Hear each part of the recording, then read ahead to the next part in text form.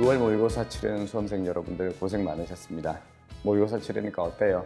국어 쉽지 않죠? 문제는 쉬웠다고 해도 등급은 받기가 어렵고요. 수학 같은 경우에도 특히 문과 학생들 선택 과목 점수 받기가 쉽지 않았을 겁니다. 그래도 이 수능 성적을 가지고 내가 정시로 어디가 지원 가능한지를 꼭 확인하셔야 됩니다.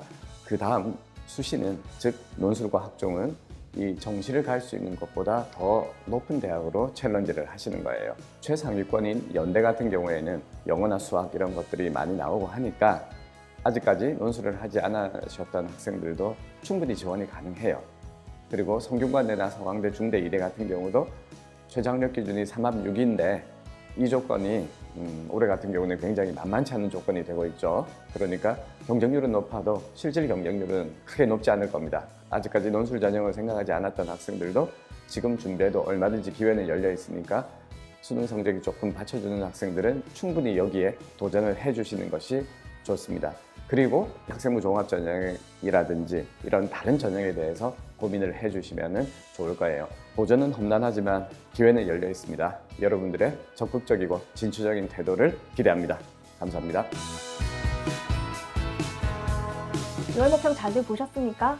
아마 시험 성적이 충분히 만족스럽지 않을 수 있거든요. 우리가 이미 내신이 어느 정도 준비가 되어 있고 서류가 준비가 잘 되어 있어서 학종을 써도 되겠다라고 생각을 했으면 이렇게 저희가 만나지는 않을 것 같아요. 내신 애매하고요. 6월 모평 봤는데 그 성적 역시 좀 애매하다 하면은 논술하세요. 논술만큼 우리가 진입장벽이 높지 않은 수시 전형도 없을 거라고 생각이 듭니다. 일단 내신이 많이 안 들어가고요. 내신 성적이 들어간다 하더라도 한 2, 3등급에서 5, 6등급대 정도 되는 내신 범위 안에 있다 그러면 여러분들에게 논술하기를 추천을 드립니다. 그리고요. 최저가 불안불안하다 혹은 한두 과목을 버리고 간다. 특히 우리 학생들 중에는 수학을 버린 학생들이 많습니다. 이번에도 아마 6월 모평 보시고 수학 때문에 좌절 많이 하셨을 것 같아요. 한두 과목의 부족함을 개선하는 데에는 논술 전형만한 게 없습니다. 왜냐면 4개 중에 2개 합 얼마, 4개 중에 3개 합 얼마 이렇기 때문이에요. 그래서 일단 본인이 학종 준비가 안 돼 있고 정시가 조금 어려울 것 같다. 그러면은 논술 전형에서 본인 등급 그리고 본인이 좋아하는 유형, 그리고 본인이 가고 싶은 대학과 학과, 작년 입결, 그리고 작년 합격자들의 노하우 이런 것들을 점검을 해보신 후에 학교를 몇 개든지 골라서 좀 더 전략적으로 시험 준비를 하시면 좋을 것 같아요. 자, 벌써 여름이 됐어요. 본격적인 수험 시즌입니다. 이 시기가 되면 학생들은 슬슬 불안하기 시작하죠. 선생님, 저 정말 논술로 대학 갈 수 있을까요? 지금부터 시작해도 될까요? 정답을 말씀드릴게요. 할 수 있습니다. 당연히 할 수 있어요. 이것은 그냥 공부가 아니라 시험 공부이기 때문이에요. 시험 공부는 밑 빠진 독에 물 붓기와 같아요. 물은 계속해서 빠져나가기 마련이지만 더 많은 물을 채워 넣어서 찰랑찰랑 했을 때 시험을 보는 거죠. 지금부터 본격적으로 논술 합격을 위해서 밑 빠진 독에 물을 붓는 2가지 원칙을 말씀드리겠습니다. 첫 번째는 노트를 마련하세요. 논술 노트예요. 자기가 배운 내용들을 노트에 정리해서 그것을 꾸준히 반복하는 것이 필요해요. 그래야 논술이 그 위에 쌓여갈 수 있습니다. 이렇게 논술 노트를 마련하는 것이 빠진 독의 밑을 막는 첫 번째 과정이고요. 또 하나는 물을 많이 붓는 것이 필요하겠죠. 학생들은 일주일에 한 문제 정도 답을 쓰고 그것에 대한 첨삭을 받아요. 그것만으로는 충분하지 않습니다. 남들보다 하나만 더 해보세요. 답안을 한 번 더 써보거나 문제를 하나 더 풀어보거나 인강을 활용하는 것도 아주 좋은 방법입니다. 논술은 대단한 게 아니에요. 공부는 평생 하는 것이지만 논술 공부는 입시를 위해서 짧고 굵게 하는 거죠. 그렇게 밑 빠진 독에 물을 붓듯이 아래를 막고 물을 많이 채워 넣어서 찰랑찰랑 물이 차올랐을 때 시험을 딱 보고 싹 잊어먹으면 됩니다. 그게 바로 논술로 합격하는 비결. 힘내세요.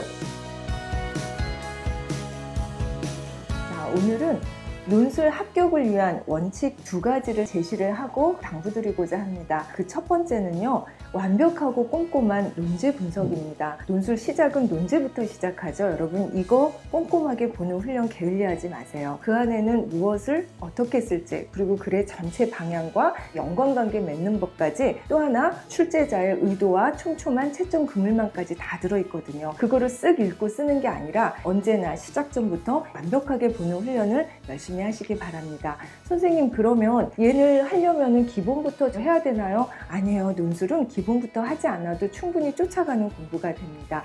실전반부터 여러분이 필요한 시간대에 들으시면서 논제 분석부터 열심히 시작을 하는 겁니다. 다만 2, 3주 동안 적응하는 기간은 각오를 하시고요. 논술은 내가 논제부터 먼저 해결을 한다라는 생각 꼭 명심해요. 자, 두 번째로는 반복적 글쓰기입니다. 리라이팅이죠.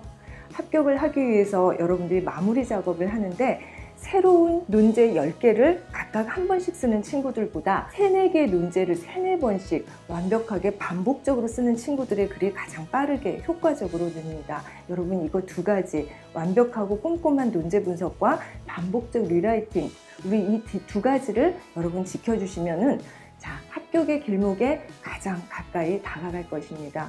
우리 수험생 여러분 건투를 빕니다.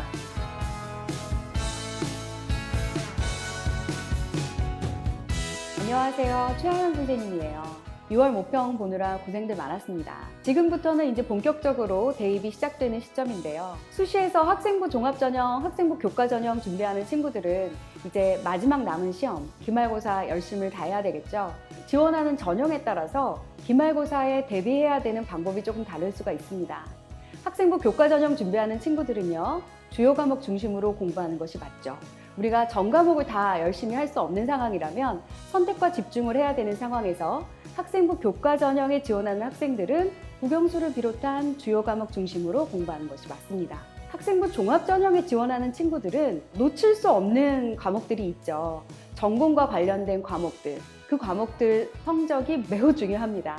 따라서 주요 과목 신경 쓰느라 전공과 관련된 과목들 신경 못 썼다 이렇게 말할 수는 없는 상황이에요. 그러니까 남은 3주 기간 동안 여러분들은 어떤 교과를 어느 만큼 집중적으로 공부할 것인지 지금 바로 전략을 세우셔야 되는데요. 특히 학생부 종합전형에 지원하는 학생들은 전공과 관련된 교과목 성적을 높이는 데 주력을 다해야 한다는 거 잊지 마시기를 바랍니다.